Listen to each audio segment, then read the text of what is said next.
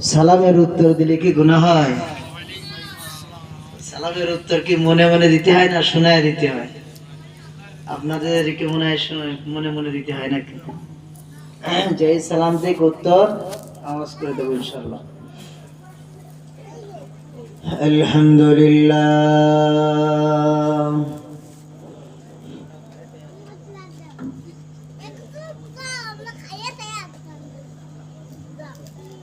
الحمد لله المتوحد بجلال البهاء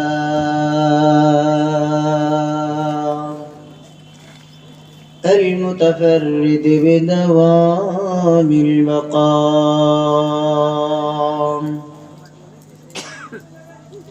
المقدس عن اللباء المتردي برداء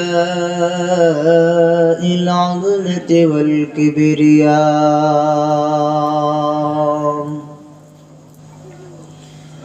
والصلاة والسلام على رسوله سيد الأنبياء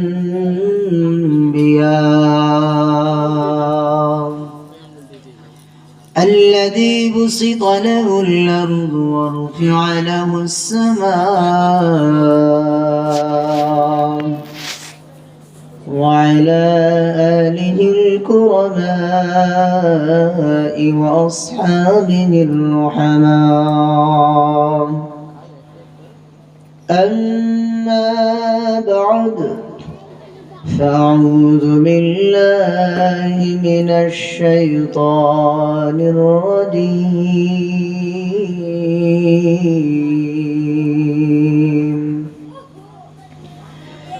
بسم الله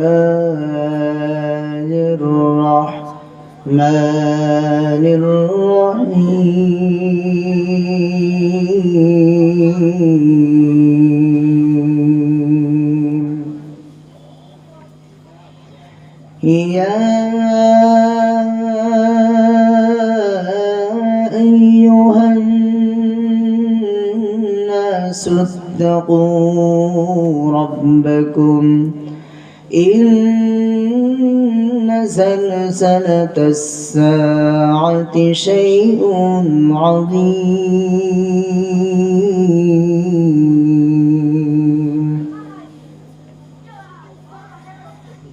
وعن ابن عمر رضي الله تعالى عنه قال النبي صلى الله عليه وآله وسلم إن هذه القلوب تسدأ كما يسدأ الحديد إذا أصابه الماء. قيل وما جلاؤها يا رسول الله؟ قال كثرة ذكر الموت تلاوة القرآن أو كما قال النبي عليه الصلاة والسلام. صدق الله مولانا العظيم وصدق رسوله النبي الأمي الكريم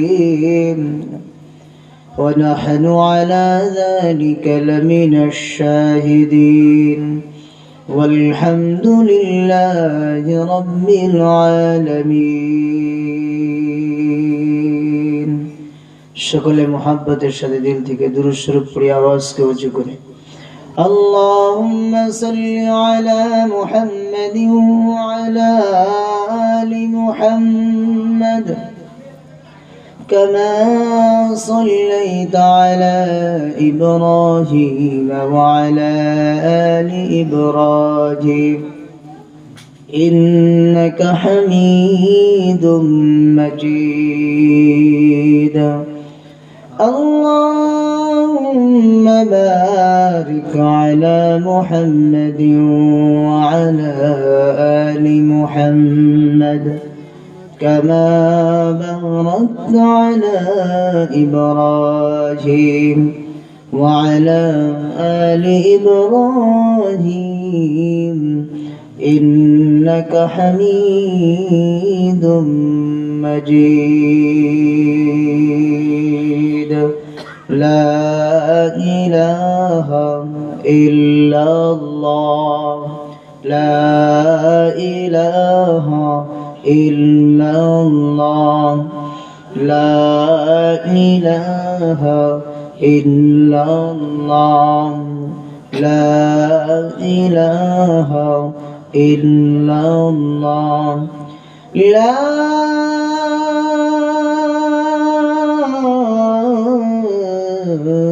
إله إلا الله محمد رسول الله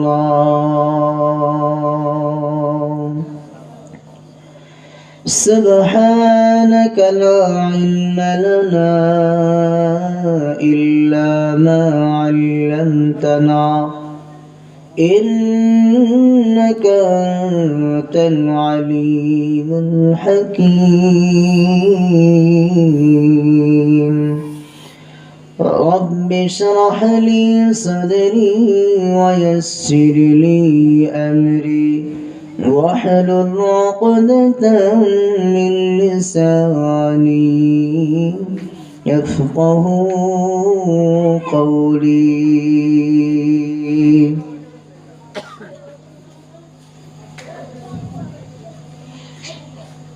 জামিয়া রহমানিয়া তাইসিরুল উলুম মাদ্রাসা কর্তৃক আয়োজিত বার্ষিক তাফসীরুল কোরআন মাহফিলের সুযোগ্য সম্মানিত সভাপতি, আসমানের নিচে জমিনের উপরে শ্রেষ্ঠতম সন্তান হযরত উলামায়ে কেরাম, যিনারা প্রতিনিয়ত দিন ভোলা মানুষদেরকে সিরাতে মুস্তাকিমের রাস্তায়, জান্নাতের রাস্তায় মানুষদেরকে আহ্বান করতেছেন।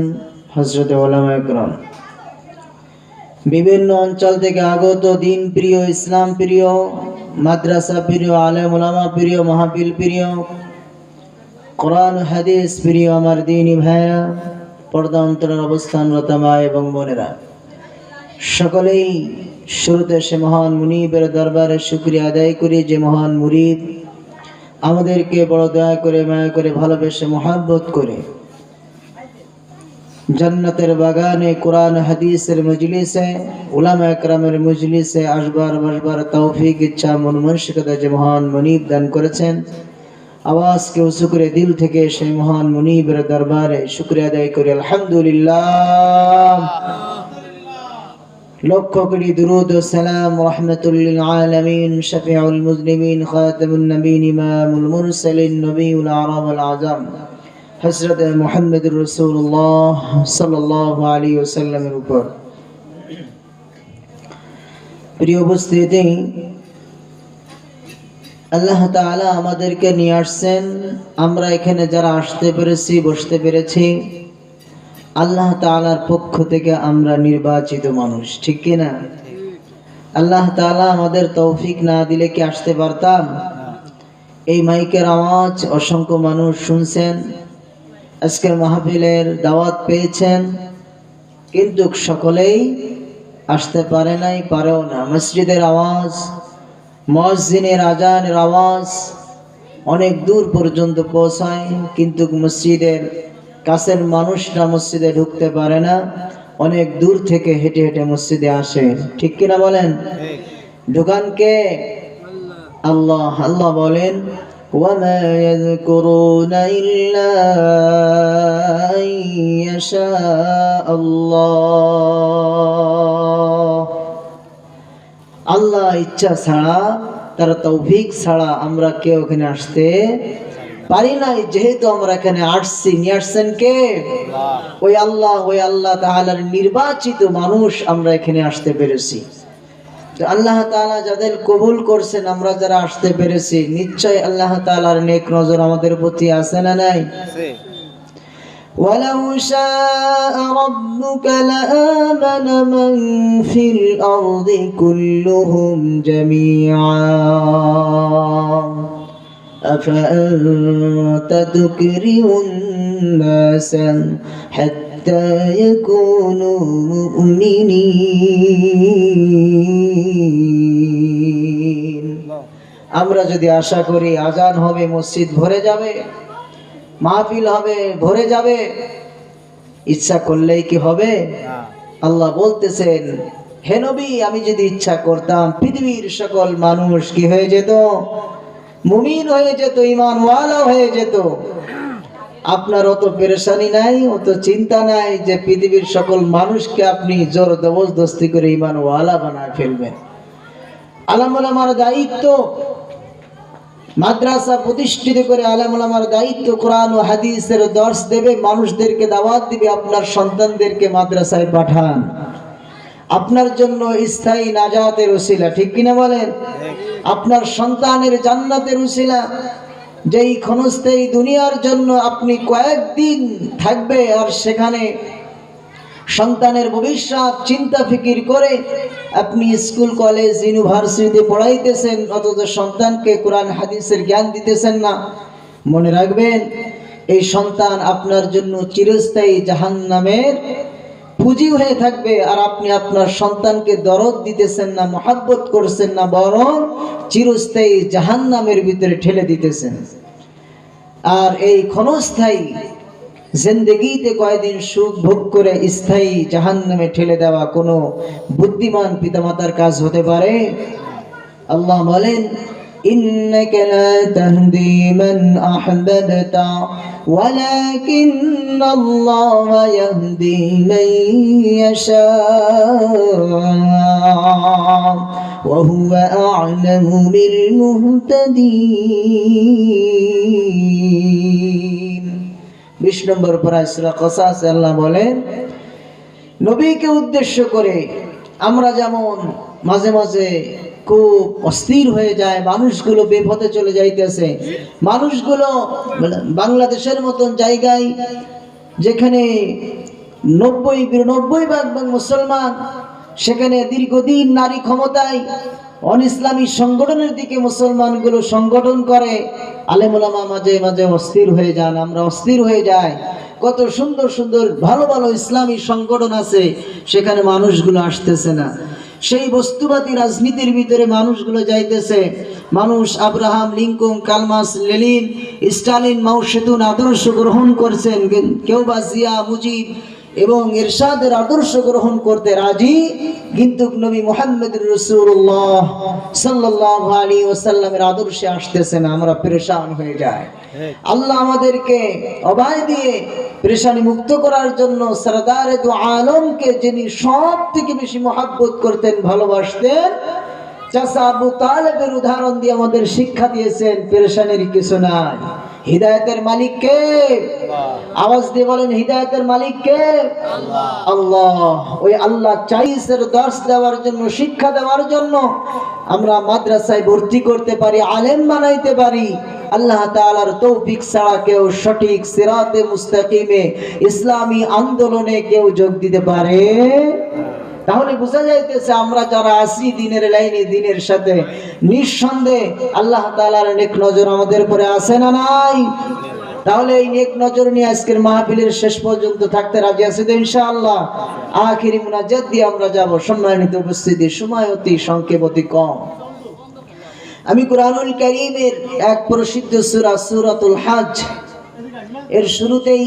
তেলাওয়াত করেছি প্রথম আয়াত যেটি 17 নম্বর পারার 10 নম্বর পৃষ্ঠার সর্বশেষ লাইন এই সূরাটি এখানে রয়েছে এবং নবী করিম সাল্লাল্লাহু আলাইহি ওয়াসাল্লামের অসংখ্য অগণিত আমিও বাণী থেকে আমি তিরমিজি এবং আবু দাউদ থেকে আহমদ থেকে করেছি আপনাদেরকে আয়াতে আল্লাহ তাআলা বলতেছেন এক ভয়ঙ্কর দিনের কথা সংক্ষেপ আর হাদিসে নবী বলতেছেন ওই ভয়ঙ্কর দিন থেকে যদি বাঁচতে চাও দুইটা জিনিস দুইটা মেডিসিনের কথা আমি বলেছি ওই ভয়ঙ্কর দিন থেকে বাঁচতে হলে কয়টা মেডিসিন গ্রহণ করতে হবে বলেন কয়টা মেডিসিন এই সংক্ষেপ করে আয়াত ও হাদিসের কিছু কথা আপনাদের সাথে পর্যালোচনা করব আল্লাহ তাআলা আমাকে সর্বোত্তম কথাগুলি ইখলাসের সাথে বলার মানার এবং আপনাদেরকেও শোনার মানার তৌফিক দান করেন বলেন আমিন আল্লাহ সুবহানাহু ওয়া তাআলা বলেন ইয়া আইয়ুহান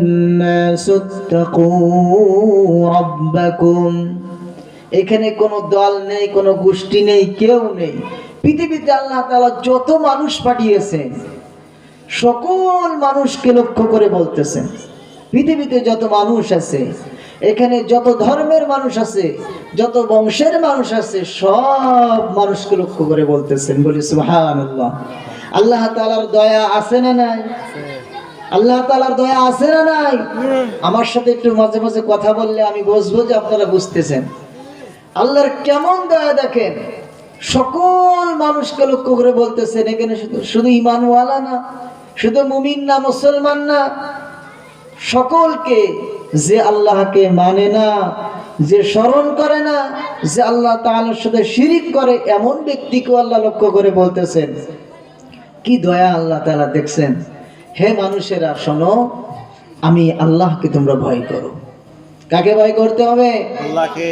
আল্লাহকে ভয় করতে হবে। আমরা দুনিয়ায় সামান্য, আমাদের পিতা মাতা আমাদেরকে দুনিয়ায় নিয়ে আসছেন, কোনো অপরাধ যদি করতে চাই তাহলে পিতা মাতার সামনে আসলে, বড় ভাই মুরব্বীরা সামনে আসলে ভয় পায় কি পায় না বলেন? একজন সিগারেট খাইতেছে তো মুরব্বী একজন সামনে এসে গেছে, সিগারেট লুকায় কি লুকায় না বলেন?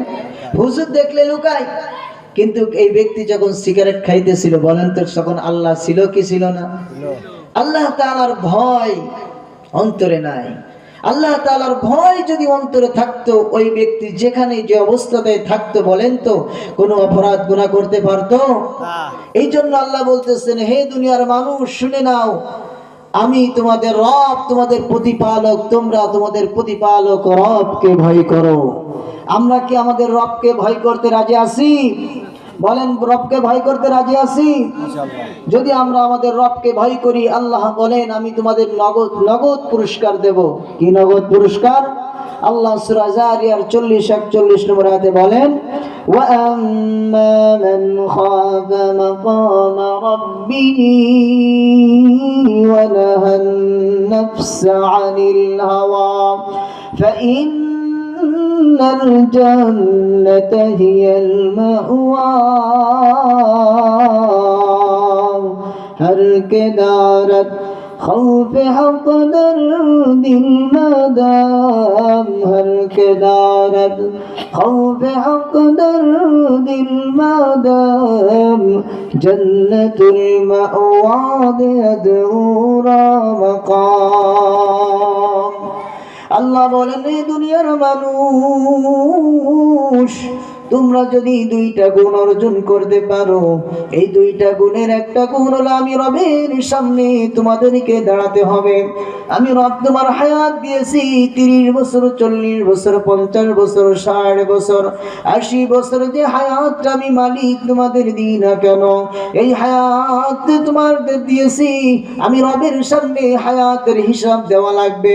এই ভয় যদি তুমি অন্তরে পয়দা করতে পারো, আর এই জিন্দেগিতে তুমি যখন চলবা, তোমার মনের ভিতরে চাই সুদ খাইতে তুমি খাবা না, ঘুষ খাইতে খাবা না, জিনা করতে মনে চাই করবা না, সন্তানকে বস্তুবাদী শিক্ষা দিতে, জাগতিক শিক্ষা দিতে মনে চাই দিবা না। যদি আমি রবের পরিচয় সন্তানকে শিখাও, তুমি যদি বস্তুবাদী এরকম শিক্ষা না দাও, তুমি যদি বেপরদায় না চলো, তুমি যদি খারাপ কথা না বলো এবং শিকায়াত না করো, এইগুলো মানুষের করতে মনে চায় দুনিয়ার মানুষ, এইগুলো যখন তুমি করবা না, নিজের মন মতন তুমি চলবা না, আমি রব মালিক যেইভাবে তোমাকে চলার কথা বলেছি সেইভাবে তুমি চলবা। যদি তুমি এরকম চলতে পারো, আমি মালিক তোমাকে ঘোষণা দিতেছি, তোমার ঠিকানা আমার বানানো জান্নাত। সুবহানাল্লাহ। ভাইরা আমার, ভয় করতে হবে কাকে? কিন্তু আমরা এখন রবের ভয় করি না, র্যাবের ভয় করি, পুলিশের ভয় করি, আর্মির ভয় করি, প্রশাসনিক ডিপার্টমেন্টে যারা রয়েছেন দায়িত্বশীল তাদের ভয় করি, সমাজের ওই সুদখোর, নারীখোর, বদমাইশ, লম্পট, লুচ্চা যে নেতা রয়েছে তার ভয় আমরা করি। কিন্তু সেই মহান মালিক যিনি আমাদেরকে পাঠিয়েছেন এই দুনিয়ায়, ওই মালিকের ভয় কি আমাদের আছে? অথচ সেই মালিকের ভয় যদি আমরা না করি তাহলে আমাদের অবস্থা ভয়ানক হবে। ভাইরা আমার, ওই মালিকের ভয় যদি আমরা অন্তরে পয়দা করতে পারি, মান বাকা লিল্লাহ মান বাকা মিন খাশিয়াতিল্লাহি হারামাল্লাহু আলাইহিন নার। রাহমাতে আলম নবী বলেন, হে দুনিয়ার মানুষ, আমার উম্মতের দল, যদি তোমরা তোমাদের মালিকের ভয় অন্তরে পয়দা করতে পারো, আমি তোমাদের নবী বলতেছি তোমাদের জন্য জাহান্নামের আগুন হারাম। ভাইরা আমার, ওই মালিক বলতেছে আমাকে ভয় করো। এই আয়াতে কিসের ভয় করার কথা বলা হয়েছে? পরের শব্দের দিকে লক্ষ্য করলে বোঝা যায় এই আয়াতে আল্লাহ তাআলার রুবুবিয়ত ও হাদানিয়াত, তার ক্রোধের ভয় করার কথা বলা হয়েছে। কারণ আল্লাহ বলেছেন, ইন্না জালজালাতাস সাআতি শাইউন আযীম। হে দুনিয়ার মানুষ, এমন একটা দিন তোমাদের সামনে আসতেছে যেদিন ভয়ঙ্কর এক প্রলয় ঘটিত হয়ে যাবে। সাংঘাতিক একদিন তোমাদের সামনে আসতেছে, যার নাম বলেন, যার নাম কি? কিয়ামত। কিয়ামত তোমাদের সামনে আসতেছে, যেদিন জমিন আর জমিন থাকবে না, এমন তামা হয়ে যাবে, সূর্যটা মাথার উপরে চলে আসবে, পাহাড় পর্বতগুলো শুধু এরকম উঠতে থাকবে, আর তারকার জায়গায় তারকা থাকবে না, চন্দ্র জায়গায় থাকবে না, এক মহা প্রলয় সৃষ্টি হয়ে যাবে। সেদিনের আল্লাহ তাআলার ক্রোধের ভয় তোমরা অন্তরে পয়দা করো। ভাইরা আমার, এই দিন থেকে যদি আমরা বাঁচতে চাই, তাহলে রাহমাতুল লিল আলামিন যে কথা আমাদের শুনিয়েছেন সেটা হলো, শুনে নাও, ইন্না হাযিহিল কুলুবা তাসদাউ কামা ইয়াসদাউল হাদীদ ইযা আসাবাহুল মা। নবী আমার বলেন, হে উম্মতের দল, তাকা দেখো জমিনের ভিতরে যে লোহাগুলো আছে, এই লোহাগুলোয় যদি কখনো পানি লেগে যায়, পানি লাগার কারণে লোহায় মরিচিকা পড়ে যায়, জং এসে যায়, ঠিক কিনা বলেন? নবী আমার বলেন, লোহার ভিতরে জং এসে যায়, মরিচিকা পড়ে যায়। ওরে উম্মতের দল, তেমনি ভাবে এই জমিনের ভিতরে যে তোমরা গুনাহ করে ফেলো, কিসের আবার গুনাহ, গুনার আবার জং কিসের? মুসলিম শরীফের ভিতরে আসছে, নবী বলেন, ইযা আদনাবাল আবদু যামবা নুকিতাত ফি কলবিহি নুকতাতুন সাউদা। নবী আমার বলেন, এর উম্মতের দল, মানুষের অন্তরটা হলো একদম পরিষ্কার আয়নার মতো। ওই মানুষটা যখন একটা গুনাহ করে, গুনাহ করার কারণে তার অন্তরে সাদা জায়গায়, পরিষ্কার জায়গায় একটা রেখা পড়ে যায়। ওই মানুষটা যখন তাওবার ভিতরে চলে যায়, তখন ওই কালো দাগটা সরে যায়। আত্তাইবু মিনাল যামবি কামাল্লা যামবালা, ওই জায়গার দাগটা সরে যায়, গুনাহটা মুছে যায়, পরিষ্কার হয়ে যায়। নবী আমার বলেন, ও উম্মতের দল, যখন ওই বান্দা আবার গুনাহ করে, ওই দাগের পরে আবার একটা দাগ পড়তে থাকে। ওই বান্দা যখন পিছপা হয় না, গুনাহ করতেই থাকে, করতেই থাকে, অপরাধগুলো করতেই থাকে। আমার আল্লাহর জমিনে যখন অপরাধ করতে করতে করতে করতে এক সময় ওর অন্তরটা পুরা মরিচিকা হয়ে যায়, কালো হয়ে যায়। নবী আমার বলেন, এর উম্মতের দল, ওই পানি দ্বারা যেমন লোহাটা জং হয়ে যায়, গুনাহের কারণে তোমাদের অন্তরে মরিচিকা পড়ে যায়, গুনার জং পড়ে যায়। এই জন্য দেখবেন যারা নাফরমান গুনাহগার, যারা দুনিয়া নিয়ে ব্যস্ত রয়েছে, এরা মসজিদ মাদ্রাসার বিরোধিতা করতে পিছপা হয় না, আলেম উলামাদেরকে ফাঁসি দিতে পিছপা হয় না, আলেম উলামাদেরকে জেলে দিতে পিছপা হয় না, আলেম উলামাদেরকে আক্রমণ করতে পিছপা হয় না। মসজিদ মাদ্রাসার বিরোধিতা করে, মসজিদ মাদ্রাসা জনগণের সম্পদ, রাষ্ট্রের সম্পদ খেয়ে ফেলে, কোনো চিন্তা করে না। কারণ ওই ব্যক্তির ভিতরে গুনাহ করতে করতে করতে করতে এমন জায়গায় পৌঁছে গিয়েছে, ভালো জিনিস ভালো লাগে না। যতই ভালো ওয়াজ নসিহত করা হোক, তার অন্তরে সেটা প্রতিক্রিয়া সৃষ্টি হয় না। যত খারাপ কাজ, খারাপ কথা বলা হোক, ভালো লাগে। আর নিকার দিনদার যারা আছে, তাদের দেখবেন, তাদের যত ভালো কথা বলবেন তত ভালো লাগে। যেমন সাহাবা একরাম নবীর থেকে শুনছেন আর সাথে সাথে মানা শুরু করছে, বলে সুবহানাল্লাহ। কারণ তাদের অন্তরটা ছিল পরিষ্কার চাচ্চা কাছের মতো। যখনই যেটা পেয়েছেন আমল শুরু করে দিয়েছেন। আর আমাদের অবস্থা হলো যতই শুনি শুধু কানের সুখ নেই, আর বাড়িতে গিয়ে যে অবস্থাতে ছিলাম সে অবস্থাতে থাকি। ঠিক না বলেন?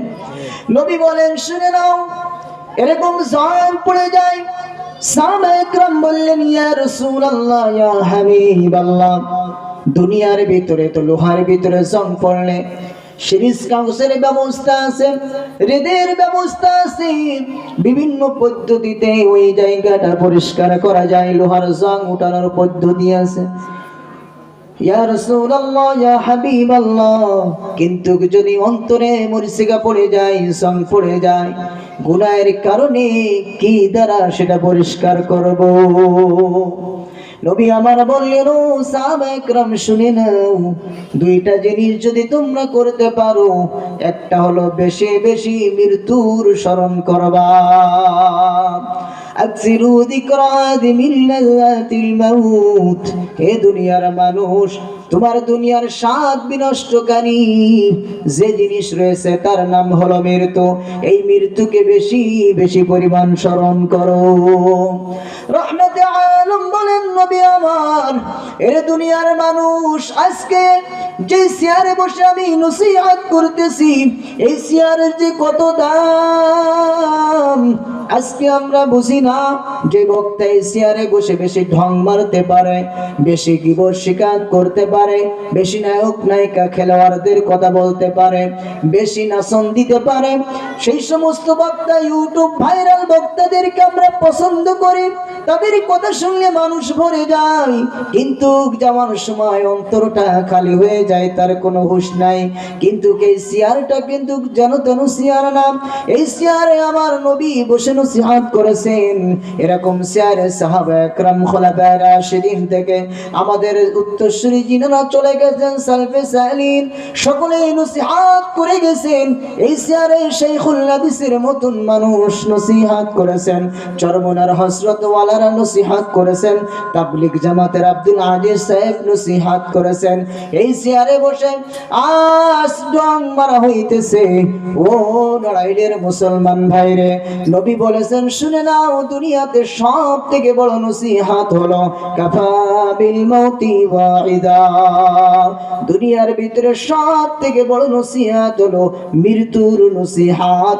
একজন মানুষের পরিবর্তনের জন্য সব থেকে বড় নসিহত হলো মৃত্যুর নসিহত। যেই মানুষটার সামনে মৃত্যু সবসময় অপেক্ষা করে, বলেন তো ওই মানুষটা দ্বারা দুনিয়ার কোনো গুনাহ হতে পারে? আওয়াজ দেন, হতে পারে? আল্লাহ আল্লাহ রসুলের বিরুদ্ধে যেতে পারে? পারে না। দুইটা মেডিসিনের, একটা হলো মৃত্যুর কথা বেশি স্মরণ করা। রাজি আছে তো ইনশাআল্লাহ? 2 নাম্বার ওয়া তিলাওয়াতুল কোরআন। বেশি বেশি কি তেলাওয়াত করব? কোরআন। আওয়াজ দিয়ে বলেন, কি তেলাওয়াত করব? কোরআন। আমরা কি কোরআন পড়তে জানি? আল্লাহু আকবার। বেশি বেশি কোরআন তেলাওয়াত, তাহলে দিলের জং দূর হয়ে যাবে, গুনার মরিচিকা দূর হয়ে যাবে। আমি যেহেতু মাদ্রাসা তেলাওয়াত নিয়ে, কোরআন নিয়ে, মাদ্রাসা নিয়ে কিছু কথা বলবো। এর আগেই আমাদের ঈমানকে মজবুত করার জন্য আয়াত ও হাদিসের কথা বললাম। আল্লাহ যে প্রথম আমাদেরকে তার ভয় করার কথা বললেন, এই ভয় করার নাম আর এক নাম তাকওয়া। এই তাকওয়া কি জিনিস? তাকওয়া আসলে আমরা তো সবাই তাকওয়াবান। সব তাকওয়াবান কি সমান? বলেন, সব তাকওয়াবান সমান নয়। মুহাদ্দিসিন ইকরাম বলেন, ইত্তিকাউল কুফরি বিল ঈমান। তাকওয়ার 3টা স্তর রয়েছে। 1 নম্বর স্তর হলো কুফর থেকে বের হয়ে ঈমান ওয়ালা হওয়া, নিম্ন স্তরের তাকওয়া। আমরা সবাই এই দরজার, শুধুমাত্র কুফর থেকে বের হয়ে আমি মুসলমান দাবি করি, মুসলমান হয়েছি, এতটুকুই, ঠিক না? 2 নম্বর তাকওয়ার স্তর হলো আল-ইমতিসালু বিআওয়ামিরিল্লাহ ওয়াল ইজতিনাবু বিনাওয়াহি। ও নড়াইলের মুসলমান ভাইরে আমার, 2 নম্বর তাকওয়া হলো মা আতাকুমুর রাসূলু ফাখুযুহু ওয়া মা নাহাকুম আনহু ফান্তাহু। সূরা হাশরের 7 নম্বর আয়াতে আল্লাহ বলেন, 2 নম্বর তাকওয়া হলো আল্লাহ তাআলার পক্ষ থেকে যত বিধিবিধানগুলো আমাদের জন্য এসেছে, আদেশগুলো এসেছে, ওই আদেশগুলো যথাযথভাবে পালন করা। আল্লাহর পক্ষ থেকে যত নিষেধগুলো এসেছে, নিষেধ অনুযায়ী বর্জন করা। এটা যদি আমি আপনি করতে পারি, তাকওয়ার 2 নম্বর স্তরে পৌঁছতে পারবো। 3 নম্বর তাকওয়া হলো আত্তাজান্নাবু আম্মা সিওয়াল্লাহ। 3 নম্বর তাকওয়া হলো দুনিয়ার কারোর পরোয়া আমি করি না, দুনিয়ার কারোর মুখাপেক্ষী আমি হই না। একমাত্র শুধুমাত্র ওই মহান মুনিব মালিকের কাছে আমি মাথা নত করি। আমার মুতাওয়াজ্জ যা কিছু আমার অর্থ, আমার ব্যক্তিগত জীবন, পারিবারিক জীবন, রাষ্ট্রীয় জীবন, অর্থনৈতিক জীবন, আমার আলেম হওয়া, আমার দর্শ দেওয়া, আমার ছাত্র গড়া, মসজিদ করা, মাদ্রাসা করা, দুনিয়ার কারোর জন্য আমি করব না, দুনিয়ার কারোর দিকে লক্ষ্য করব না। আমার চলা, আমার রাজনীতি, আমার অর্থনীতির ক্ষেত্রে দুনিয়ার কারোর মুখাপেক্ষী হব না, কারোর চক্ষু রাঙ্গানো আমি পরোয়া করব না। একমাত্র শুধুমাত্র ওই মহান মালিকের দিকে আমার নজর থাকবে। মালিক যাতে বেজার না হয়। ভাইরা আমার, وَذَرُوا ظَاهِرَ الْإِثْمِ وَبَاطِنَهُ إِنَّ الَّذِينَ يَكْسِبُونَ الْإِثْمَ سَيُجْزَوْنَ بِمَا كَانُوا يَقْتَرِفُونَ।